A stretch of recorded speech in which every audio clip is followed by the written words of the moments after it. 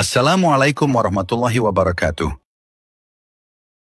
Ini adalah video lanjutan dari seri kita yang berjudul Fase Masa Paceklik Secara Global dan Munculnya Dajjal. Yang belum menonton bagian sebelumnya, kami sarankan untuk menyaksikannya terlebih dahulu agar lebih memahami alur kisah yang sedang kita bahas. Sebelum kita masuk ke pembahasan utama, kami mohon agar Anda menonton video ini hingga akhir supaya tidak terjadi kesalahpahaman. Bismillah, mari kita mulai pembahasannya. Setelah Dajjal terbunuh oleh Nabi Isa alaihissalam dan umat Islam merasakan kemenangan besar, langit yang semula cerah seketika berubah kelam. Kegembiraan yang singkat itu segera diiringi dengan ketakutan yang lebih mencekam. Di ujung cakrawala, angin kencang yang membawa debu, dan teriakan-teriakan kesakitan mengisyaratkan datangnya bencana baru yang lebih dahsyat. Dari kejauhan, terdengar gemuruh kaki-kaki yang menghentak bumi, bagai gelombang pasukan yang tak terbendung. Itulah mereka, Ya'juj dan Ma'juj, makhluk perusak yang telah lama dinubuatkan dalam hadis-hadis Rasulullah Shallallahu Alaihi Wasallam.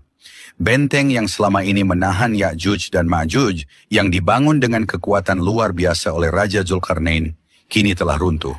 Dinding baja dan besi yang memisahkan mereka dari dunia luar telah hancur, dan pintu gerbang kehancuran pun terbuka lebar. Dari balik reruntuhan itu, keluar makhluk-makhluk yang jumlahnya tak terhitung banyaknya. Mereka berdesakan, menumpuk satu sama lain, dengan wajah yang dipenuhi kebencian dan dahaga akan kehancuran. Mereka bergerak bagai banjir bandang, mengalir deras tanpa henti, menyapu bersih segala yang ada di hadapan mereka. Ya'juj dan Ma'juj tidak mengenal belas kasihan. Mereka menyerbu desa-desa, kota-kota, dan padang rumput, membunuh semua yang mereka temui, baik manusia, hewan, atau tanaman. Mereka merampas setiap jengkal tanah, meminum habis air sungai dan danau, membuat bumi gersang seketika. Kebun-kebun yang sebelumnya hijau dan subur berubah menjadi lahan tandus yang berdebu, dipenuhi reruntuhan dan tulang belulang. Tidak ada yang bisa lolos dari cengkeraman mereka. Binatang-binatang peliharaan seperti kambing dan sapi yang dulu menjadi sumber penghidupan umat manusia, kini habis dimangsa tanpa sisa. Jumlah Ya'juj dan Ma'juj sungguh di luar batas imajinasi banyaknya. Tiap individu dari mereka tidak akan mati sebelum melahirkan 1000 keturunan. Mereka berkembang biak begitu cepat, menjadikan jumlah mereka semakin tak terhitung. Di setiap sudut bumi, mereka menyebar dan menghancurkan, merusak apapun. Mereka tidak hanya melahap hewan-hewan yang ada, tetapi juga menghabiskan seluruh sumber daya alam. Gunung-gunung yang dulunya megah penuh dengan sumber makanan, dan hewan-hewan kini rata dengan tanah. Hutan-hutan yang rimbun berubah menjadi lahan kosong. Ya'juj dan Ma'juj adalah wabah yang tidak bisa dihentikan oleh tangan manusia. Air sungai-sungai yang dulu mengalir jernih, kini surut dan mengering. Setiap kali Ya'juj dan Ma'juj menemukan sumber air, mereka akan meminum habis hingga tak tersisa setetes pun. Sungai-sungai yang megah, yang pernah menjadi sumber kehidupan bagi berbagai peradaban, kini menjadi sungai kering yang hanya menyisakan lumpur di dasarnya. Danau-danau yang dulunya indah dan tenang berubah menjadi kawah kering yang tandus.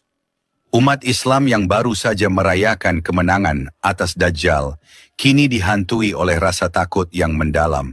Bahkan Imam Mahdi dan Nabi Isa alaihissalam pun tidak diberi perintah oleh Allah Subhanahu wa Ta'ala untuk memerangi Ya'juj dan Ma'juj secara langsung. Perintah yang datang adalah agar mereka dan umat Islam berlindung di gunung-gunung tinggi, menjauh dari amukan Ya'juj dan Ma'juj yang tak terhentikan. Saat itulah, umat Islam dihadapkan pada ujian kesabaran yang begitu berat.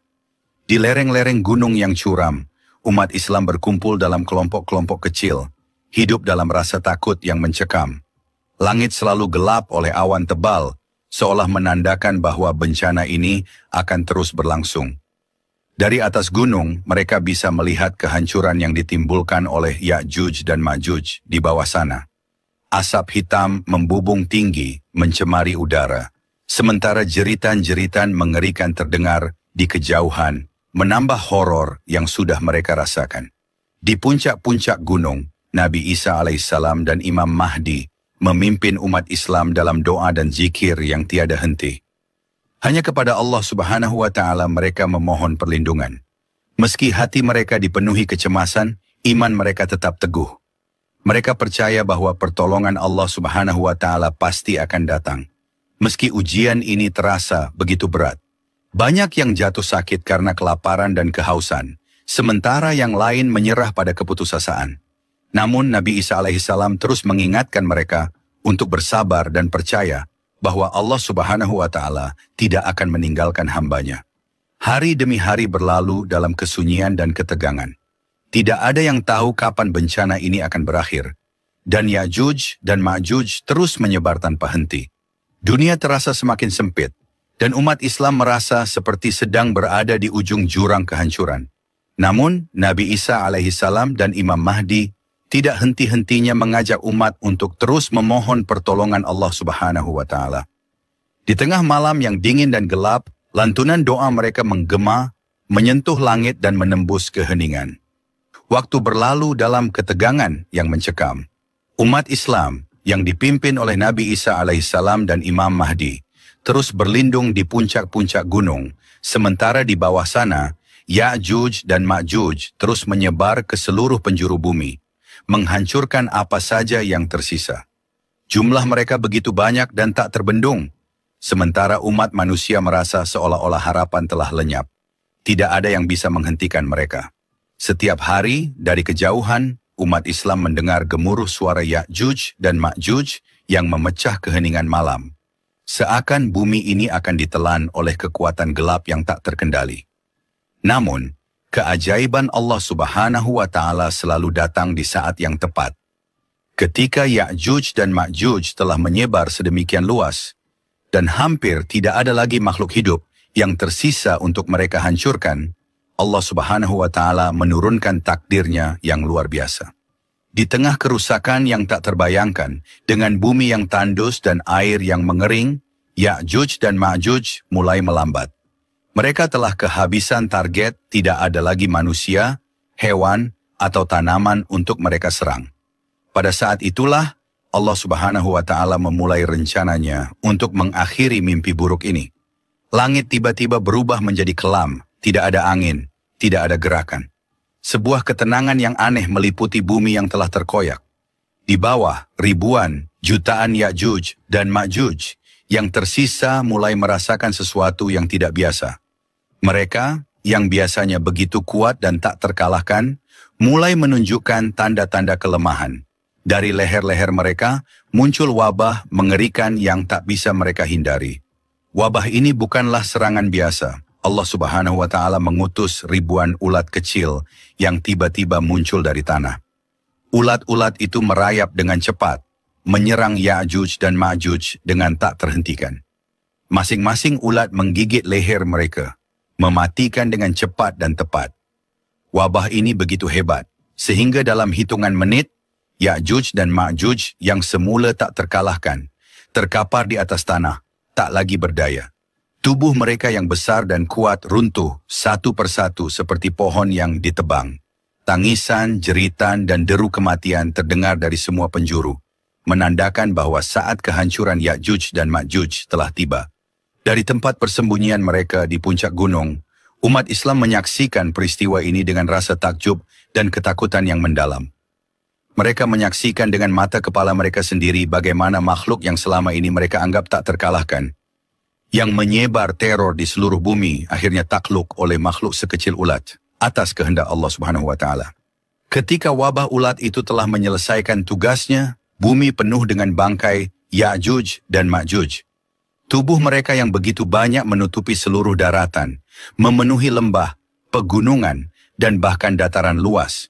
Bau busuk mulai menyebar ke udara, memualkan dan tak tertahankan. Bumi tampak seperti lautan bangkai yang mengerikan. Tempat tidak ada kehidupan yang bisa bertahan. Namun Allah Subhanahu wa Ta'ala yang Maha Kuasa tidak membiarkan bumi ini tenggelam dalam kehancuran selamanya. Setelah Ya'juj dan Ma'juj dimusnahkan oleh wabah, Allah Subhanahu wa Ta'ala mengutus pertolongan lain. Dari langit, ribuan burung besar tiba-tiba muncul, terbang dalam formasi yang rapi dan mengerikan. Burung-burung itu sebesar unta, dengan sayap yang membentang lebar dan kekuatan yang luar biasa. Burung-burung ini bukanlah burung biasa. Mereka adalah makhluk yang diutus oleh Allah Subhanahu wa Ta'ala untuk membersihkan bumi dari bangkai-bangkai Ya'juj dan Ma'juj yang kini berserakan di mana-mana. Burung-burung raksasa itu dengan cepat menyambar bangkai-bangkai Ya'juj dan Ma'juj, mengangkat tubuh-tubuh besar itu dengan cakar mereka yang kuat. Mereka terbang tinggi di langit, membawa bangkai-bangkai tersebut ke tempat yang hanya diketahui oleh Allah Subhanahu wa Ta'ala. Dalam hitungan jam, burung-burung itu membersihkan bumi dari jutaan mayat Ya'juj dan Ma'juj. Setiap bangkai diambil, setiap sisa tubuh diangkat ke tempat yang dikehendaki oleh Allah Subhanahu wa Ta'ala. Umat Islam yang menyaksikan kejadian ini dari puncak gunung merasa kagum dengan kekuasaan Allah Subhanahu wa Ta'ala. Mereka tak henti-hentinya mengucapkan syukur dan memuji kebesarannya. Kehancuran yang dibawa oleh Ya'juj dan Ma'juj yang semula tampak mustahil untuk dihentikan, kini telah dihapuskan sepenuhnya oleh kehendak Allah Subhanahu wa Ta'ala. Setelah burung-burung raksasa mengangkat seluruh bangkai Ya'juj dan Ma'juj, bumi masih dipenuhi dengan sisa-sisa kotoran dan bau busuk yang menyengat. Kehancuran yang mereka timbulkan meninggalkan bekas yang mendalam, tidak hanya dalam bentuk fisik, tetapi juga dalam jiwa umat manusia yang selamat. Mereka masih bisa merasakan jejak kengerian dari hari-hari panjang ketika Ya'juj dan Ma'juj merajalela. Namun, Allah Subhanahu wa Ta'ala dengan rahmatnya yang tak terbatas tidak membiarkan bumi ini tetap kotor dan tercemar. Tak lama setelah burung-burung raksasa pergi, langit yang kelam mulai memancarkan kilatan cahaya. Guntur menggelegar dan angin kencang mulai bertiup, membawa aroma segar yang belum pernah dirasakan umat manusia dalam waktu yang sangat lama. Hujan pun turun, bukan hujan biasa, melainkan hujan deras yang tak tertahankan. Butir-butir air yang turun dari langit begitu deras dan bersih, membersihkan setiap sudut bumi yang telah dihancurkan oleh Ya'juj dan Ma'juj.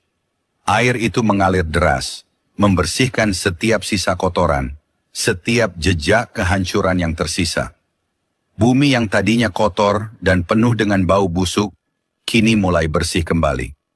Setiap lembah, setiap gunung, dan setiap dataran yang dipenuhi bangkai dan kotoran, kini dibasuh oleh hujan yang dikirim oleh Allah Subhanahu wa Ta'ala.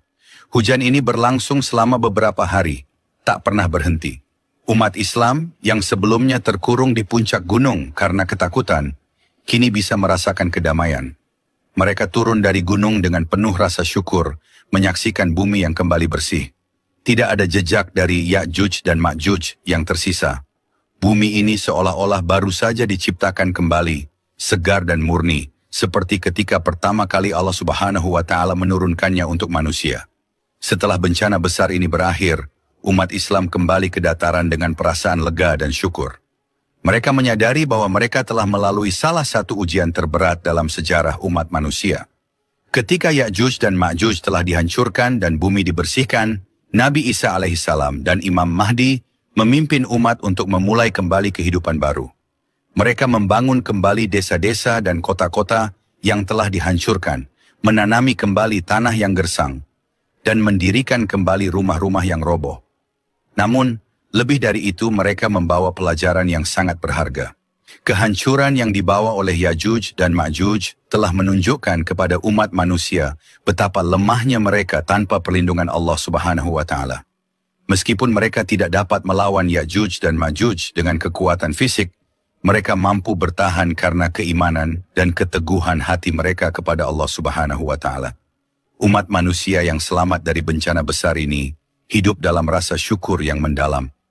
Mereka tahu bahwa pertolongan Allah Subhanahu wa Ta'ala datang di saat yang tepat, dan mereka diajarkan bahwa dalam menghadapi ujian yang paling berat sekalipun, keimanan kepada Allah Subhanahu wa Ta'ala adalah kunci untuk bertahan. Dalam kesunyian bumi yang kini kembali damai, umat Islam melantunkan zikir dan doa, mengingat bahwa dalam setiap kehancuran selalu ada kebangkitan, dan dalam setiap ujian selalu ada rahmat Allah Subhanahu wa Ta'ala yang menyertainya. Kejayaan umat Islam dan kedamaian dunia. Setelah berakhirnya serangan besar dari Ya'juj dan Ma'juj, dunia tampak seperti terlahir kembali. Kengerian dan kehancuran yang pernah meliputi bumi, kini tergantikan oleh ketenangan yang belum pernah dirasakan sebelumnya. Di bawah kepemimpinan Nabi Isa alaihissalam, umat manusia menemukan harapan baru, sebuah era kedamaian dan kejayaan yang hanya bisa diwujudkan dengan keadilan Allah Subhanahu wa Ta'ala. Hari-hari yang penuh ketakutan dan rasa putus asa kini menjadi kenangan masa lalu. Dalam sekejap, bumi yang sebelumnya penuh dengan kekacauan dan kehancuran berubah menjadi tempat yang damai dan subur. Pohon-pohon mulai tumbuh kembali, tanah yang tadinya gersang karena serbuan Ya'juj dan Ma'juj kini dipenuhi tanaman hijau yang segar, dan air sungai yang dulu mengering kembali mengalir dengan jernih. Alam seperti menyambut kehadiran kedamaian yang ditaburkan oleh keadilan ilahi. Di masa ini, tidak hanya manusia yang merasakan kedamaian tersebut, bahkan hewan-hewan liar seperti singa, serigala, dan harimau yang biasanya buas dan mematikan hidup berdampingan dengan hewan ternak seperti sapi, kambing, dan domba. Tidak ada lagi pertarungan atau rasa takut.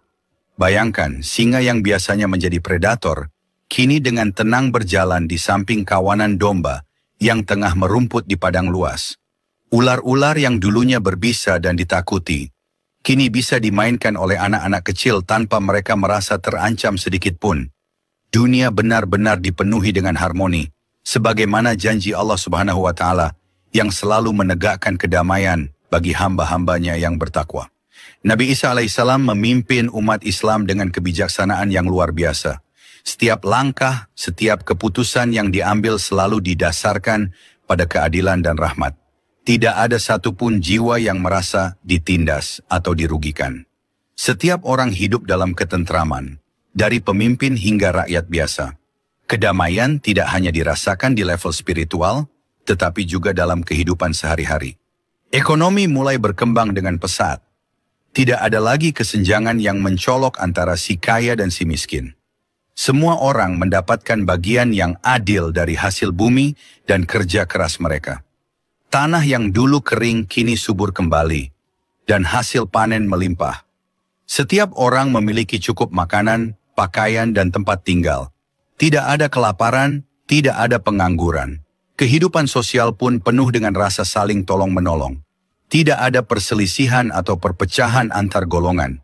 Karena semua orang memahami pentingnya persatuan dan persaudaraan dalam Islam.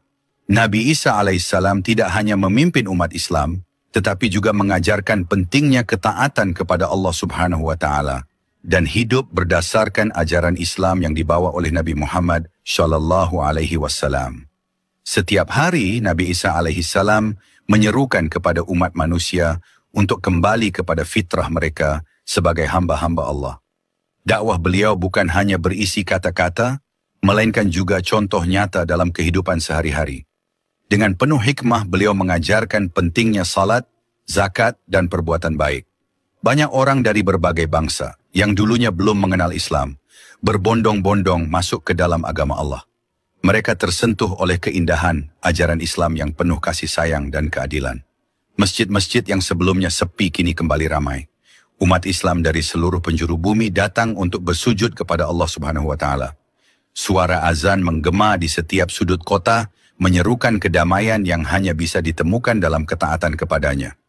Setiap hari umat Islam berkumpul untuk mengingatkan satu sama lain akan kebesaran Allah Subhanahu wa Ta'ala dan tanggung jawab mereka sebagai khalifah di muka bumi. Kehidupan mereka dipenuhi dengan syukur, doa, dan ketaatan yang tulus. Selama 40 tahun kepemimpinan Nabi Isa alaihissalam, tidak ada satu pun perang yang terjadi. Dunia yang sebelumnya penuh dengan konflik kini berubah menjadi tempat yang penuh kedamaian. Keadilan ditegakkan di setiap penjuru bumi. Tidak ada lagi kekuatan jahat seperti Dajjal atau Ya'juj dan Ma'juj yang mengancam kehidupan manusia.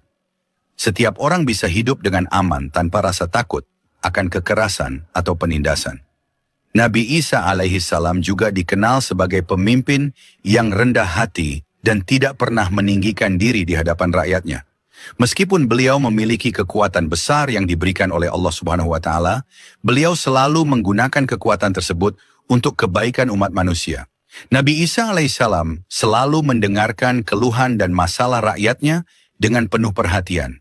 Tidak ada yang merasa terabaikan karena keadilan ditegakkan tanpa pandang bulu. Dalam kepemimpinan beliau, para pemimpin dunia belajar bagaimana menjalankan pemerintahan dengan penuh tanggung jawab dan ketaatan kepada Allah Subhanahu wa Ta'ala. Di era keemasan ini tidak ada kemiskinan, penindasan, atau ketidakadilan. Umat manusia hidup dalam kedamaian yang sempurna, baik secara fisik maupun spiritual. Pembangunan berjalan pesat, rumah-rumah, masjid-masjid, dan bangunan lainnya berdiri megah, namun semua itu dibangun dengan semangat keimanan dan kebersamaan. Setiap orang merasa memiliki tanggung jawab untuk menjaga dan merawat bumi yang telah diberikan kepada mereka oleh Allah Subhanahu wa Ta'ala. Di seluruh dunia, umat Islam menjalankan ajaran Islam dengan penuh ketaatan. Tidak ada yang melanggar perintah Allah Subhanahu wa Ta'ala atau melakukan kezaliman terhadap sesama. Keluarga-keluarga hidup dengan penuh cinta kasih dan saling menghormati. Anak-anak dididik dengan nilai-nilai Islam yang kuat, dan generasi berikutnya tumbuh menjadi pribadi yang bertakwa dan cerdas. Ilmu pengetahuan berkembang pesat di bawah bimbingan Nabi Isa alaihissalam, yang selalu mendorong umat Islam untuk terus belajar dan mencari hikmah dari setiap ciptaan Allah Subhanahu wa Ta'ala. Dalam masa-masa ini, bumi menjadi tempat yang diberkahi. Hujan turun dengan cukup, tanaman tumbuh subur, dan hasil panen melimpah. Alam semesta merasakan kedamaian yang dibawa oleh ajaran Islam. Tidak ada kerusakan lingkungan atau eksploitasi yang berlebihan, karena setiap orang memahami bahwa mereka memiliki tanggung jawab untuk menjaga bumi ini untuk generasi yang akan datang. Keajaiban demi keajaiban terjadi di bawah naungan Islam. Penyakit yang dulu mengancam umat manusia mulai menghilang, dan kesehatan umat semakin baik. Tidak ada lagi kesulitan atau penderitaan yang dihadapi umat Islam, karena mereka hidup dalam rahmat dan berkah Allah Subhanahu wa Ta'ala. Setiap orang saling membantu, dan kehidupan sosial dipenuhi dengan kasih sayang dan solidaritas. Wafatnya Nabi Isa alaihissalam dan Imam Mahdi. Wafatnya Nabi Isa alaihissalam dan Imam Mahdi membawa kesedihan yang mendalam bagi umat Islam di seluruh dunia. Dua pemimpin yang begitu mulia dan dicintai telah pergi, meninggalkan umat yang dulu dipimpin dengan keadilan, kasih sayang, dan kebijaksanaan. Kabar tentang wafatnya mereka menyebar dengan cepat, dari kota-kota besar hingga desa-desa kecil, membuat umat Islam dimanapun mereka berada merasakan duka yang mendalam. Di masjid-masjid, doa-doa dipanjatkan dengan linangan air mata. Tangisan terdengar di setiap sudut, tidak hanya dari orang tua, tetapi juga dari anak-anak yang masih terlalu muda untuk sepenuhnya memahami arti kehilangan tersebut. Namun mereka merasakan kesedihan yang begitu mendalam. Banyak dari mereka yang bersimpuh dalam sujud panjang, memohon kekuatan dan ketabahan kepada Allah Subhanahu wa Ta'ala untuk menghadapi dunia tanpa bimbingan langsung dari Nabi Isa dan Imam Mahdi. Di seluruh penjuru bumi umat Islam merasakan kekosongan yang begitu besar. Mereka yang pernah menyaksikan keajaiban kepemimpinan Nabi Isa alaihissalam dan Imam Mahdi tidak bisa membayangkan hidup tanpa mereka.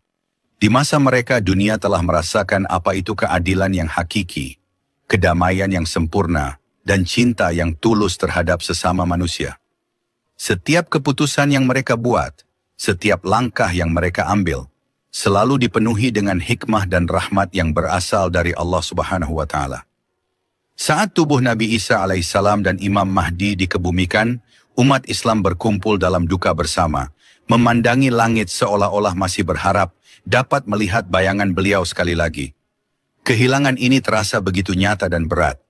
Umat Islam menyadari bahwa zaman yang penuh dengan berkah ini kini telah berakhir, dan mereka harus melanjutkan hidup tanpa bimbingan langsung dari dua pemimpin yang paling mereka cintai. Tangisan bukan hanya berasal dari mereka yang mengenal Nabi Isa alaihissalam secara langsung, tetapi juga dari seluruh umat yang mengimani beliau sebagai utusan Allah Subhanahu wa Ta'ala dan pelindung umat Islam di akhir zaman. Begitu juga dengan wafatnya Imam Mahdi, yang selama hidupnya telah menjadi simbol harapan dan keadilan bagi semua. Imam Mahdi yang telah memerangi fitnah terbesar yaitu Dajjal dan memimpin umat menuju kemenangan atas Ya'juj dan Ma'juj, meninggalkan kesedihan yang begitu mendalam dalam hati setiap muslim. Setiap rumah terasa sunyi, seolah dunia telah berhenti sejenak untuk merasakan duka yang sama. Di jalan-jalan, suasana hening menyelimuti, tidak ada hiruk-pikuk biasa yang biasanya terdengar. Para ulama dan pemimpin masyarakat berkumpul, mengadakan sholat gaib, dan memanjatkan doa untuk Nabi Isa alaihissalam dan Imam Mahdi.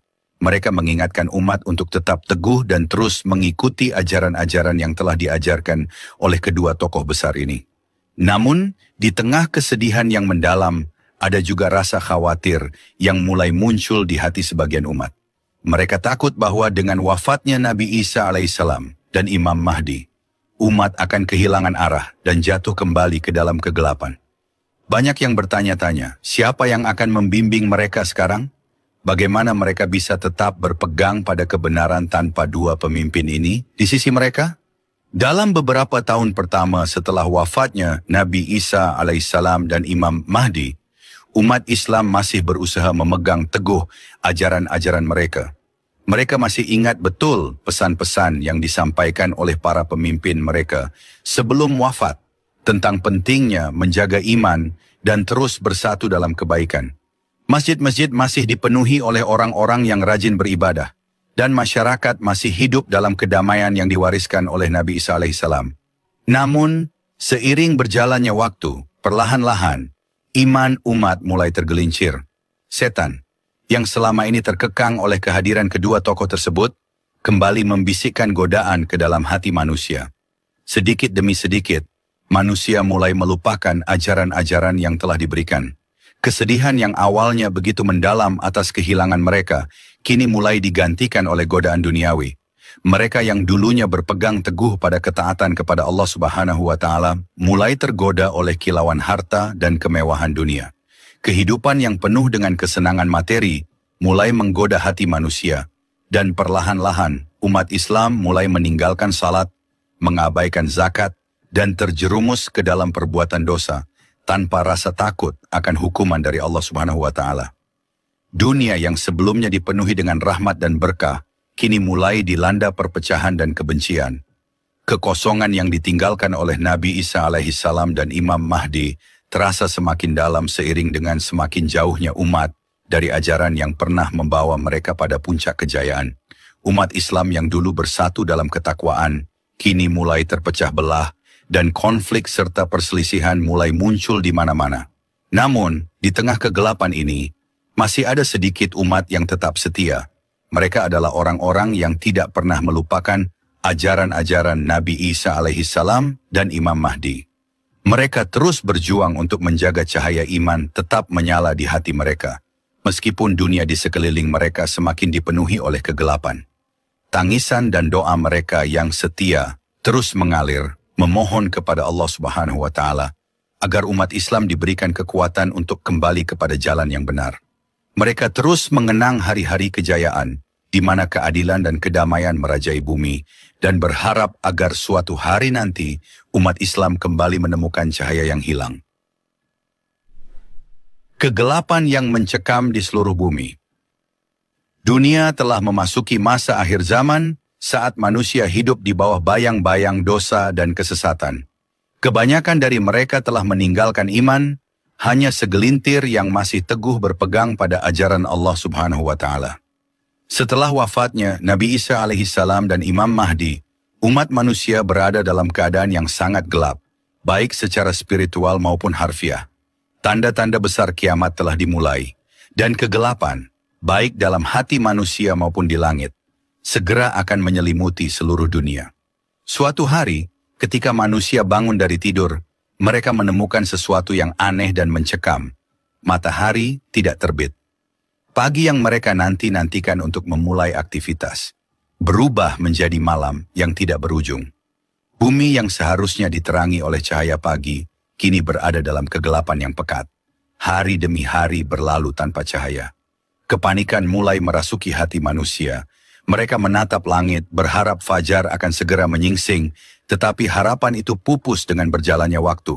Selama beberapa hari, dunia terbungkus dalam gelap gulita. Kota-kota yang sebelumnya berkilauan dengan cahaya buatan kini seolah mati. Kegelapan tak hanya menyelimuti bumi, tetapi juga hati manusia yang penuh dengan kebingungan dan ketakutan. Orang-orang berlari mencari jawaban, bertanya-tanya apa yang sedang terjadi. Di berbagai tempat, ilmuwan dan pemuka agama berusaha memberikan penjelasan, tetapi tidak ada yang bisa menjelaskan fenomena aneh ini secara pasti. Mereka yang masih memiliki iman di dalam hati mereka tahu bahwa ini adalah salah satu tanda besar kiamat yang telah disampaikan oleh Rasulullah Shallallahu Alaihi Wasallam. Umat Islam yang sedikit jumlahnya mencoba bertahan dalam ibadah, berdoa memohon perlindungan dari Allah Subhanahu Wa Taala. Namun, bagi mereka yang selama ini lalai, kegelapan ini hanyalah permulaan dari ketakutan yang lebih besar. Mereka yang selama ini mencemooh ajaran Allah, menolak untuk beriman dan hidup dalam dosa, kini mulai dilanda kepanikan. Di jalanan, orang-orang berbisik-bisik dengan ketakutan. Mereka saling bertanya, apakah ini akhir dari semuanya? Apakah kiamat telah tiba? Seluruh dunia diliputi kecemasan, tetapi tidak ada yang tahu kapan kegelapan ini akan berakhir. Beberapa di antara mereka mulai merasa menyesal atas perbuatan-perbuatan dosa mereka selama hidup. Mereka berusaha mencari cara untuk bertaubat, tetapi kebingungan masih menguasai mereka. Bahkan, suara azan yang biasanya berkumandang di setiap sudut kota kini terasa sunyi. Masjid-masjid yang dulu dipenuhi oleh jamaah, kini sepi, hanya diisi oleh mereka yang masih kuat dalam iman. Setelah beberapa hari berlalu tanpa ada tanda-tanda matahari, akhirnya cahaya muncul dari kejauhan. Kabar tersebar ke seluruh dunia bahwa matahari akhirnya terbit. Rasa lega dan kegembiraan seketika memenuhi hati manusia. Orang-orang berlarian keluar rumah mereka, menatap langit dengan penuh harapan. Cahaya mulai muncul di cakrawala, tetapi ada sesuatu yang salah. Ketika mereka melihat lebih dekat, mereka tersadar bahwa matahari tidak terbit dari timur seperti biasanya, melainkan dari barat. Apa yang awalnya disambut dengan sorak-sorai kegembiraan, kini berubah menjadi jeritan putus asa. Kegembiraan manusia berubah menjadi awal tangisan panjang yang tidak berujung. Matahari yang seharusnya membawa harapan, kini menjadi tanda kehancuran. Mereka yang tidak beriman tahu bahwa ini adalah akhir segalanya. Matahari yang terbit dari barat adalah salah satu tanda kiamat besar yang telah lama diperingatkan dalam hadis-hadis Rasulullah Shallallahu Alaihi Wasallam. Kengerian dan rasa takut menjalar ke seluruh dunia. Orang-orang yang dulunya abai pada agama, yang hidup dalam kemewahan dan dosa, kini merasakan penyesalan yang mendalam. Mereka berusaha berlari ke masjid, ingin sujud dan bertaubat, tetapi hati mereka dipenuhi dengan putus asa. Mereka tahu bahwa pintu taubat telah tertutup untuk selamanya. Tidak ada lagi jalan kembali. Di seluruh penjuru dunia, manusia menangis dan meratap. Mereka yang dulunya sombong dengan harta dan kekayaan mereka, kini terpuruk dalam kesedihan yang mendalam. Mereka berusaha memberikan harta mereka kepada siapapun yang mereka temui di jalan, berharap bisa mendapatkan sedikit kebaikan di akhir hayat mereka. Namun, harta kini tidak berharga. Dunia yang dulunya penuh dengan kemewahan dan materi, sekarang tidak lagi peduli pada kekayaan. Setiap orang telah memiliki cukup, dan bahkan lebih dari cukup, sehingga tidak ada yang mau menerima. Pada saat yang sama, mereka berusaha mencari petunjuk dalam Al-Quran, tetapi ketika mereka membuka mushaf, yang mereka temukan hanyalah kertas kosong. Tulisan-tulisan suci yang selama ini menjadi petunjuk hidup telah lenyap. Tidak ada lagi ayat-ayat yang dapat mereka baca. Mereka yang mencoba mengakses Al-Quran dari ponsel mereka mendapati bahwa aplikasi Al-Quran mengalami kerusakan. Setiap huruf, setiap kata hilang tanpa jejak. Para penghafal Al-Quran pun mulai kehilangan ingatan mereka akan ayat-ayat yang telah mereka hafal seumur hidup. Ingatan mereka terhapus, seolah-olah Al-Quran telah benar-benar dihapus dari dunia. Di tengah kegelapan keimanan ini, umat manusia mengalami ketakutan yang belum pernah mereka rasakan sebelumnya. Mereka yang dulu mencemooh agama, yang meremehkan peringatan Rasulullah Shallallahu Alaihi Wasallam, kini mencari jalan kembali, tetapi pintu itu telah terkunci. Mereka berkumpul di masjid-masjid, meratap, memohon ampunan, tetapi suara mereka hanya bergema di dinding-dinding kosong. Tidak ada yang bisa mereka lakukan untuk membatalkan takdir yang telah ditetapkan. Suasana mencekam menyelimuti setiap sudut dunia. Langit yang seharusnya cerah dengan terbitnya matahari kini terlihat merah menyala, seolah-olah mengumumkan bahwa kematian sudah dekat. Ketakutan semakin menjadi-jadi, dan orang-orang mulai menyadari bahwa mereka benar-benar telah terjebak dalam kehancuran yang dijanjikan. Bagi mereka yang masih beriman, ini adalah saat yang sangat menyedihkan. Umat Islam di seluruh dunia menangis dan berduka atas wafatnya Nabi Isa alaihissalam dan Imam Mahdi, pemimpin yang telah membawa keadilan dan ketenangan selama bertahun-tahun. Mereka tahu bahwa dengan kepergian kedua tokoh mulia ini, dunia telah benar-benar kehilangan cahaya ilahi. Mereka yang selama ini berharap pada kedatangan Imam Mahdi dan Nabi Isa alaihissalam untuk membebaskan dunia dari kezaliman, kini hanya bisa berdoa agar mereka diberi tempat yang mulia di sisi Allah Subhanahu wa Ta'ala. Namun kesedihan ini tidak berhenti di situ. Umat Islam yang masih tersisa, meski tetap teguh dalam iman mereka, tahu bahwa dunia ini telah mencapai titik akhir. Kehilangan Nabi Isa alaihissalam dan Imam Mahdi adalah tanda nyata bahwa umat manusia telah mendekati pintu kiamat. Tidak ada lagi pemimpin yang bisa menuntun mereka. Tidak ada lagi perlawanan terhadap kejahatan. Kini umat Islam hanya bisa pasrah kepada Allah Subhanahu wa Ta'ala menanti hari pembalasan. Munculnya dabah makhluk yang menandai manusia.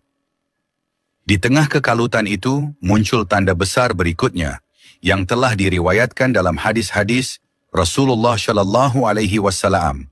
Kemunculan makhluk aneh dan menakutkan dari dalam bumi yang disebut dabbah. Dabbah ini bukanlah binatang biasa. Tubuhnya besar, menakutkan, dan kekuatannya tak terbendung.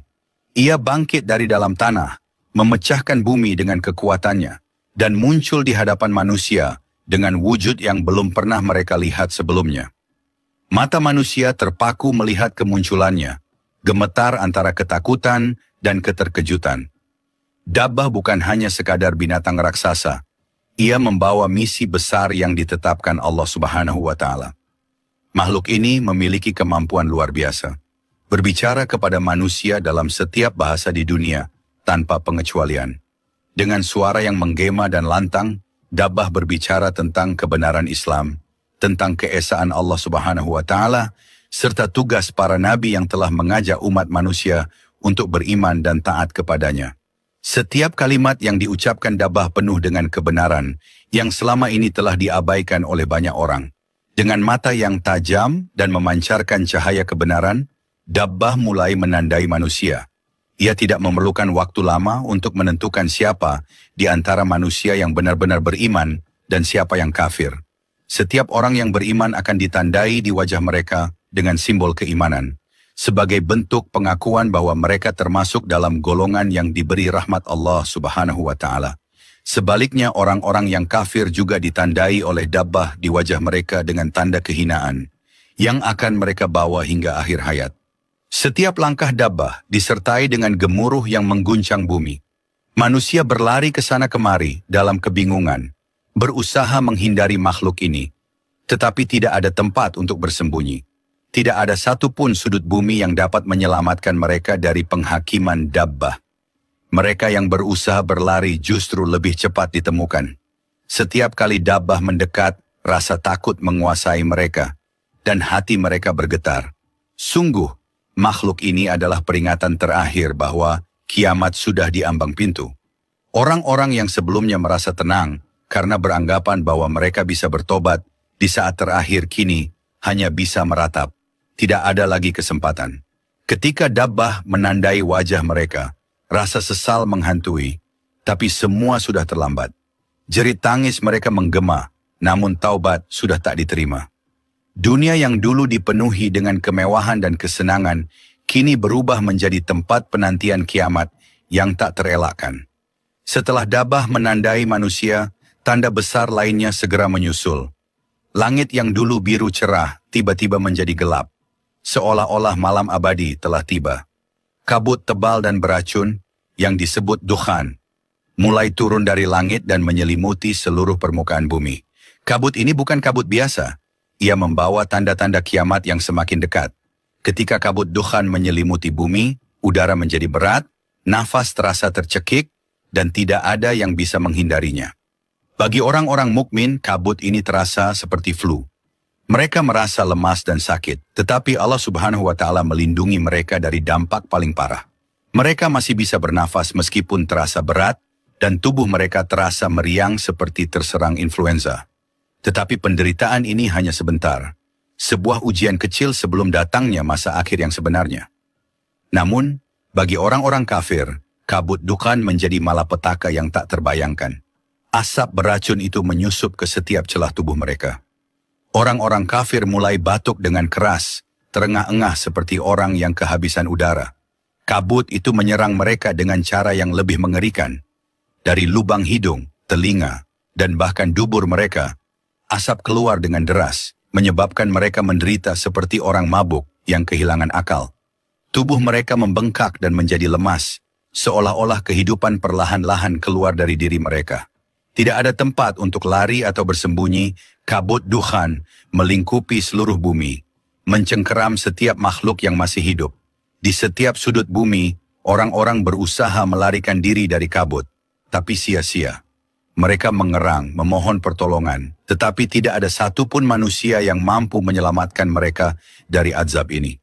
Di tengah kegelapan kabut itu, manusia akhirnya menyadari bahwa ini adalah hukuman atas keingkaran mereka kepada Allah Subhanahu wa Ta'ala.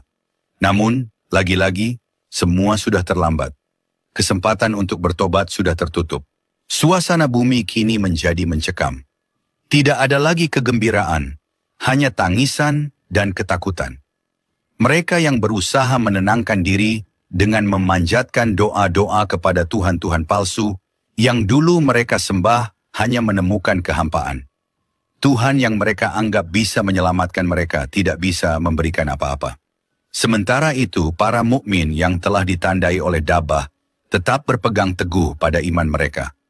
Meski mereka mengalami kesulitan fisik akibat kabut ini, hati mereka tetap yakin bahwa pertolongan Allah Subhanahu wa Ta'ala pasti datang.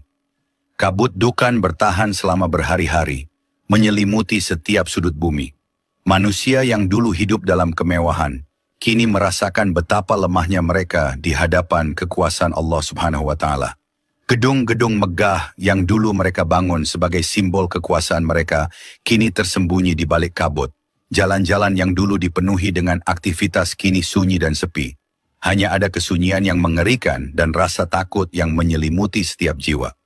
Setelah beberapa hari, kabut dukhan mulai perlahan menghilang. Manusia yang masih tersisa merasa lega sejenak, seolah-olah malapetaka telah berakhir. Namun, mereka belum menyadari bahwa peringatan terakhir ini hanyalah permulaan dari apa yang akan datang. Mereka yang selamat dari kabut ini, terutama para mukmin, bersiap untuk menghadapi tanda-tanda akhir yang lebih mengerikan lagi. Bagi yang kafir, hidup mereka tidak akan pernah sama lagi. Mereka telah ditandai oleh dabbah, mengalami penderitaan dari kabut dukhan, dan kini harus bersiap menghadapi kiamat yang semakin mendekat. Wajah-wajah mereka penuh dengan keputusasaan, dan tidak ada lagi tempat bagi mereka untuk melarikan diri. Dengan hilangnya kabut dukhan, tanda-tanda besar lainnya mulai muncul, menandai bahwa waktu bagi bumi dan segala isinya hampir habis. Kiamat sudah di depan mata, dan setiap jiwa akan merasakan dampaknya. Ini adalah momen yang telah diperingatkan oleh para nabi dan rasul sepanjang zaman, tetapi hanya sedikit yang benar-benar memahaminya. Manusia kini harus bersiap menghadapi akhir dari segalanya, dengan hanya keimanan kepada Allah Subhanahu wa Ta'ala sebagai penolong mereka di hari yang penuh dengan kengerian tersebut. Kisah selanjutnya akan mengulas tentang munculnya api yang besar berkobar, menggiring manusia menuju tempat berkumpul untuk menghadapi akhir zaman.